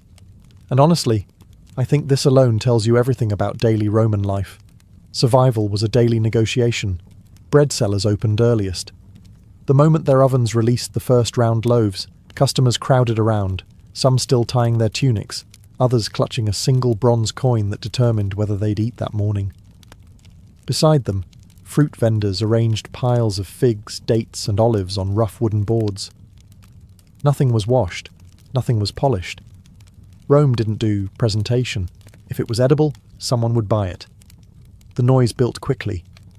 Boys shouted prices at the top of their lungs. Women haggled so aggressively it sounded like an argument, and animals bleated, snarled, or clucked, depending on which stall you passed. And mixed into all this were pickpockets. Small, agile, fearless. Personally, I think Roman markets trained thieves better than any criminal school ever could. One moment you were admiring fresh grapes, the next, your purse was gone. Water sellers wandered between stalls with sloshing buckets because street fountains weren't always safe. The city was huge, pipes leaked, and contamination was constant.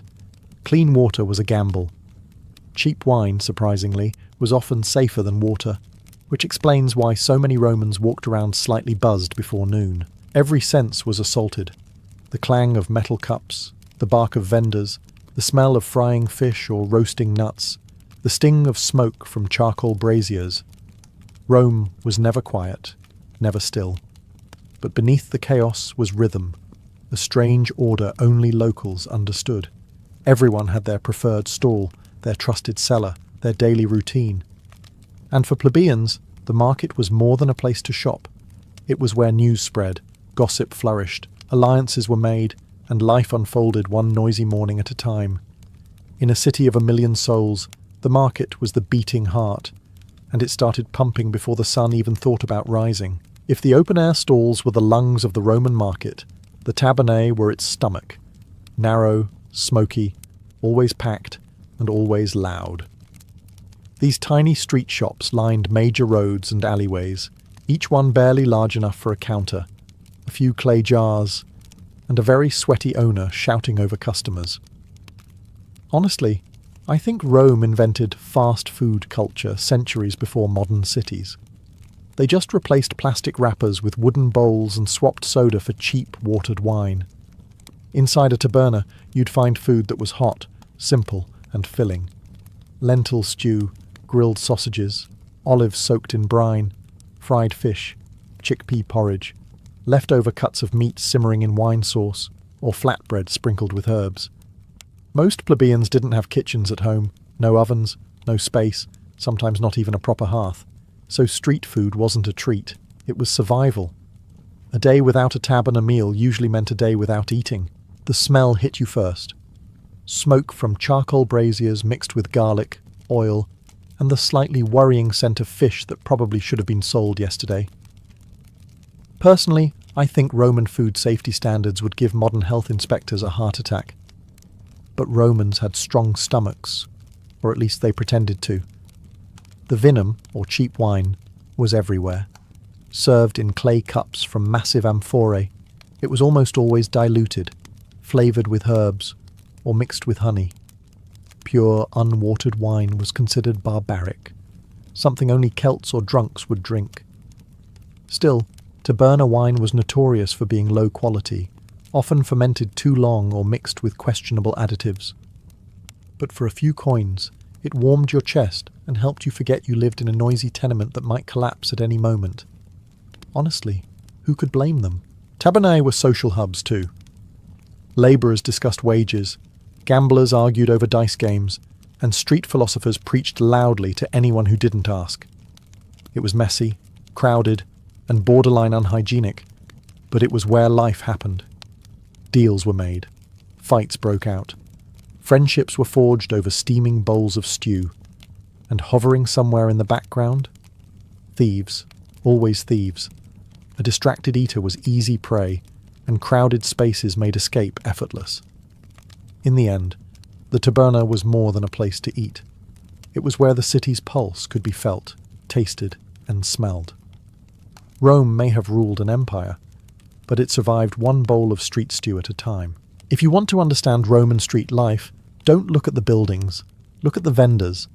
They were the true soundtrack of the city, shouting prices, praising their goods, insulting competitors, and doing everything short of physical combat to get customers' attention. Honestly, I think Roman vendors would put modern salespeople to shame. They had no microphones, no advertisements, no neon signs, just lungs powerful enough to terrify birds out of trees. Every vendor had a strategy. Fish sellers bragged about freshness, even when the smell insisted otherwise. Fruit sellers stacked their figs in precise pyramids because presentation meant everything. Olive sellers let customers sample one or two, then guilt-tripped them into buying a whole bowl. Bakers flashed warm loaves like treasure, letting the steam rise dramatically into the air. And spice merchants? They were the tricksters of the market, boasting that their imported pepper came from India when it probably came from a warehouse down the street. Prices were never fixed. Haggling was expected. A seller would start absurdly high, a customer would counter insultingly low, and the whole negotiation turned into a theatrical performance. Passers-by watched for fun. Children placed bets. In Rome, buying food wasn't a transaction. It was entertainment. Of course, vendors weren't just loud. They were territorial. A newcomer setting up too close could spark a shouting match, or in some cases, a full-blown brawl with bread rolls used as projectiles. Honestly, I'd pay to watch a Roman bakery fight. Many vendors were former slaves buying their freedom, or immigrants from the provinces trying to make a living in the empire's busiest city. Their stalls reflected their backgrounds: Greeks selling honey cakes, Syrians offering sesame treats, Egyptians preparing spiced beans. Rome was chaotic, but it was also surprisingly cosmopolitan. In a single street you could taste half the Mediterranean world. But beneath the colours and noise was desperation. Vendors had to sell enough each day to survive tomorrow. There were no safety nets, no guaranteed wages. Illness meant no income. Bad weather meant hungry children. Rome's glamour rested on the backs of people who hustled from dawn to dusk, praying they sold enough olives or wine or fish before the day turned sour. And yet, despite the struggle, vendors kept the city fed. Without them, Rome's million residents simply couldn't function. Markets weren't just places of commerce, they were lifelines. and the vendors were the ones holding the city together, one shouted sale at a time. If you walked through a Roman market at midday, your stomach made decisions before your brain did. The smell of sizzling meat, frying dough, and spiced chickpeas filled the air so thickly that even the gods on Olympus might feel jealous. Rome was a city that ran on street food, not because people loved convenience, but because most had no kitchens. And honestly, I think the Romans perfected grab-and-go millennia before it became a modern trend. Vendors cooked on portable braziers, sending curls of smoke into the hot, dusty streets. The most popular meals were simple but flavorful: grilled sausages wrapped in bread, lentil stews, barley porridge, fried fish, stuffed dates coated in honey, and roasted nuts. Romans weren't picky. If it filled your stomach and didn't poison you, it was good enough. One of the biggest crowd pleasers was thermopolium food, the ancient equivalent of a fast food counter. These shops had stone counters with embedded jars filled with hot dishes, kept warm by coals underneath. You'd walk up, point at something bubbling, and a ladleful of it ended up in your bowl. Personally, I think thermopolia deserve far more credit. They were basically the ancestors of every modern food stall, diner, and street cart rolled into one. And then there was wine. Cheap, sour, often watered down and flavoured with herbs. A cup cost barely anything, which is probably why half the city spent afternoons slightly tipsy. But given how stressful Roman street life was, I can't blame them. Of course, with every good thing came danger. Food wasn't regulated. Vendors reused oil until it turned black. Fish sat in the sun longer than any reasonable person would tolerate. Meat skewers were sometimes more bone than meat. I'm convinced that surviving Roman cuisine required a digestive system forged in fire. The truly unlucky got sick. The truly experienced just shrugged and kept eating. But the real charm of Roman street food wasn't the taste, it was the atmosphere. Crowds jostled, cooks shouted orders, children begged for scraps, musicians played for coins, and the aroma of spices like cumin and coriander drifted through the chaos. Food connected everyone: slaves, freedmen, citizens, foreigners, beggars, soldiers, merchants. In a world where life was unpredictable and often harsh, street food provided something consistent, comforting, and communal. It gave flavour to the struggle of daily life, and kept the city alive, one sizzling skewer at a time. If the Roman Forum was the political brain of the empire, then the street markets were its beating, chaotic heart. To walk through one was to surrender your senses completely. Sight, sound, smell, all overwhelmed at once. Honestly, I think a time traveller would last about 5 minutes before begging for earplugs and fresh air. The noise came first. Vendors yelling prices. Bakers shouting that their bread was still warm. Fishmongers screaming over each other to convince customers their catch was fresh from Ostia, even though everyone knew half the fish had spent the night in a bucket of questionable water. Add in children laughing or crying, donkeys braying, dogs barking, and the occasional drunk rambling about politics, and you had a soundscape that made modern city traffic seem peaceful.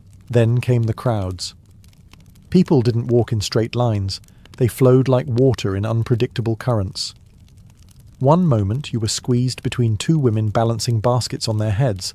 The next, a legionary cut straight through the middle of the street as if he owned the place, which, to be fair, Romans sort of believed soldiers did. Personally, I think navigating Roman markets deserves recognition as an Olympic sport. Dodging carts, stepping over spilled olives, avoiding loose chickens. Your reflexes had to be sharp. Smells layered themselves like a complex perfume gone horribly wrong. Fresh fruit, mixed with rotting fruit. Hot stew, mixed with animal manure. Sweat, mixed with incense sold by travelling Syrians. Rome smelled like life, death, food, labour, and ambition blended into one unforgettable aroma. In a strange way, I admire it. Romans didn't strive for sterility. They embraced the mess because it was honest, and within the chaos came moments of pure theatre. An argument over the price of figs could escalate into a street-wide shouting match. A random musician might decide today was the day to debut a new instrument. A storyteller gathered a crowd with tales of heroes. only to be drowned out by a passing cart full of amphorae. Every second something new happened. But beneath the overwhelming noise and commotion, the market had a rhythm, almost like a living creature. People depended on this chaos to survive. It fed them, employed them, entertained them, connected them. Yes, Roman markets were loud, filthy, and exhausting. But they were also vibrant, social, and full of human energy. And in my opinion, they were the closest thing the ancient world had to a city's soul, raw, unfiltered, and alive. If the Roman street market was a living creature, then thieves were the parasites clinging to its skin, persistent, clever, and impossible to eliminate. Petty crime wasn't a side effect of market life. It was built into it. With thousands of bodies pressed together and coin purses dangling from belts, the place was a paradise for pickpockets. And honestly, I think Roman thieves deserved a degree in criminal innovation, because some of their methods were disturbingly impressive. The most common thieves were children. Fast, small, and underestimated, they slipped through crowds like fish in water. A bump on the elbow, a tug on the sleeve, a fake stumble, and suddenly your purse was halfway across the street. Older thieves worked in coordinated teams. One distracted you with conversation, another blocked your view, and a third plucked the goods. It was organized chaos, and in my opinion, modern scammers would admire the efficiency. Market guards existed, of course. They strolled around with clubs, glaring suspiciously at anyone who looked too alert or too relaxed. But guards couldn't be everywhere. Rome was enormous, and crime moved faster than authority ever could. Some victims shouted for help. "Fur! Thief!" But by the time the crowd reacted, the culprit was long gone, vanished into a maze of alleys and stairwells. Vendors themselves were not innocent either. Some cheated with rigged scales, hollowed out weights, or dampened grain that cost more by the pound. A fishmonger might sprinkle water on old fish to make them shine. A fruit seller might bury rotten figs under a layer of fresh ones. Personally, I find this darkly amusing. Everyone was trying to survive, even if it meant bending a few ethical lines. But thieves didn't just steal goods, they stole opportunities. A hungry family might lose their dinner money in an instant. A labourer might lose the week's wages before he even reached home. Crime wasn't just annoying, it was devastating. And yet, there was a strange acceptance about it. Romans understood that a crowded city bred competition, not only for food and work, but also for luck, comfort and security. Some people fought back. Merchants hired guards. Shoppers kept coins hidden under tunics or in sandals. Parents warned children to stay close. But the market was too big, too alive, too unpredictable to ever be truly safe. And maybe that's what made it irresistible. In the Roman street market, every step was a gamble. You could walk away with a basket full of food, or missing half the money you walked in with. Danger and necessity danced together in every crowded street. If you ever dream of stepping into ancient Rome, let me give you a gentle reality check. The city did not smell like marble temples and clean linen. It smelled like humanity, thick, pungent, overwhelming humanity. And nowhere was that more obvious than in the street markets. Personally, I think modern people romanticize Rome way too much.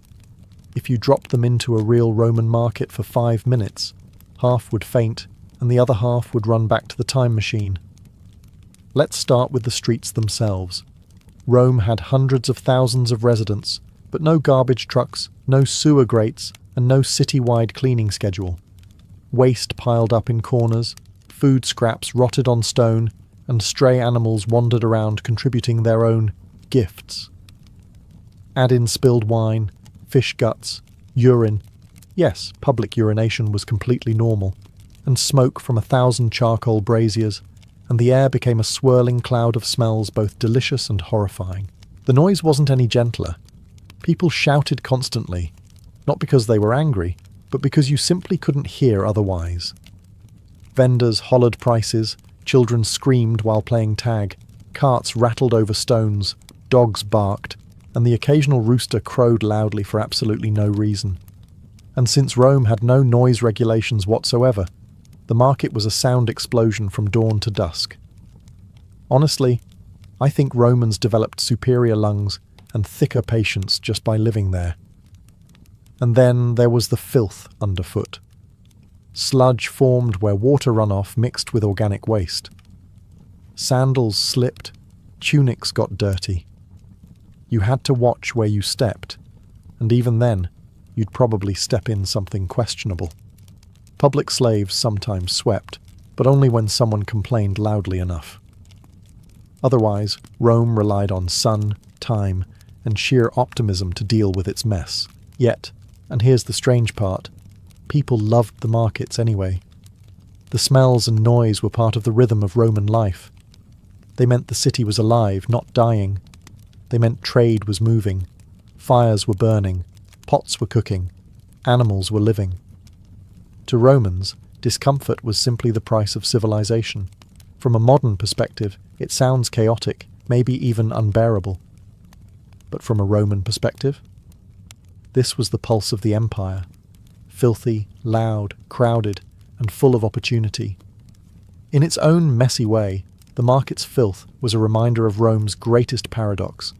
The world's most powerful empire was built on streets that smelled like yesterday's fish stew and donkey dung. For all its chaos, filth, and noise, the Roman street market wasn't just a place to buy figs or haggle over olives. It was the empire's unofficial social network. If a plebeian wanted to know who got elected, who got exiled, who got divorced, who died, or who embarrassed themselves at last night's dinner party, they didn't read a newspaper. They went to the market. And honestly, I think the market functioned better than half the political institutions Rome ever created. Every morning, gossip flowed faster than wine at a banquet. Women gathered around fruit stalls to trade rumours about neighbours. Men waiting for bread updated each other on Senate debates, usually exaggerated beyond recognition. Retired soldiers boasted loudly about battles they never fought. Slave dealers and tradesmen overheard everything and repeated it twice as loudly. Rome didn't just spread news, it performed it. Politics seeped into conversations whether you liked it or not. Supporters of rival candidates argued over grain prices, taxation, military campaigns, and which politician was secretly sleeping with whose wife.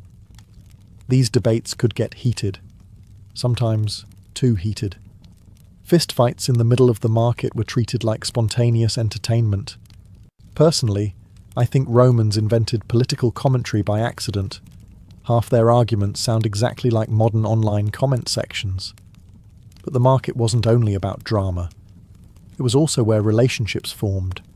Fishermen sold regularly to the same tavern keepers. Olive farmers recognized loyal customers. Freedmen networked to find jobs. Mothers arranged marriages or made alliances. The market stitched the community together in a way temples and government buildings never could. Performers also flocked here. Jugglers, flute players, storytellers, snake handlers, and even amateur philosophers used the crowds to earn a few coins, or at least a bit of attention. Kids followed them around, half amazed, half terrified. If someone made a witty joke or played a clever tune, word travelled fast. Fame in Rome didn't come from social media. It came from being loud, creative, and standing in the right part of the market at the right time. And then there were the fortune tellers. They read omens from birds or tossed pebbles in patterns, predicting fortunes for anyone willing to pay a few coins. Personally, I think they were masters of improvisation. No matter what you asked, they had a mystical-sounding answer ready. In the end, the market wasn't just where Romans bought food. It was where they lived socially. It was a theatre of human behaviour, a political battleground, a rumour factory, and a community centre disguised as chaos. For the average Roman, it wasn't optional. It was essential. At the end of the day, the Roman street market was more than noise, filth, food, gossip, and thieves. It was a battlefield for survival. Every plebeian who stepped into that crowded maze faced a simple truth. If you didn't fight for your place in the market, you didn't eat. And honestly, I think this relentless, daily struggle shaped Roman identity far more than their grand marble monuments ever did. Plebeians lived on razor-thin margins. Most earned their wages per day, not per week, which meant every morning began with uncertainty. A bad day at work meant a thin dinner. A missed day meant no dinner at all. The market was where this economic reality became painfully obvious. You bought only what you could afford, usually enough for a single meal. Food was never taken for granted. It was earned. People learned to stretch their coins as creatively as possible. Older vegetables sold cheaper in the afternoon. Fishmongers lowered prices before closing to avoid throwing food out. Bakers offered yesterday's bread for a discount. Watching Romans navigate these choices feels incredibly familiar, like seeing ancient roots of modern paycheck-to-paycheck living. Personally, I find it strangely comforting to see how ancient people dealt with the same struggles we do, making budgets, searching for bargains, and hoping today's money lasts until tomorrow. The market also reflected social inequality with painful honesty. Wealthy Romans rarely set foot here. They sent slaves instead. Meanwhile, the poor wove through the crowds themselves, bargaining fiercely for every coin. A patrician might never know the smell of rotten fruit underfoot, but a plebeian knew it intimately. They lived close to the ground, literally and figuratively. But despite the hardship, the market was full of resilience. You saw it in the baker who laughed through exhaustion, the widow who haggled fearlessly, the fisherman who arrived before dawn hoping for a decent sale. You saw it in the kids who ran barefoot between stalls, turning poverty into play. Rome liked to brag about its military victories, but in my opinion, its real triumph was the endurance of ordinary people who carved out a life in a city that rarely made things easy. As the day wound down, stalls closed, leftovers were swept into gutters, and the smell of charcoal faded from the air. The market grew quiet, but only until dawn. Tomorrow the cycle would begin again. The shouting, the bargaining, the cooking, the stealing, the surviving. Rome didn't run on emperors or senators. It ran on these everyday struggles. And in the chaotic heartbeat of the street market, you can still hear the spirit of the empire's millions. Stubborn, hungry, resilient, alive.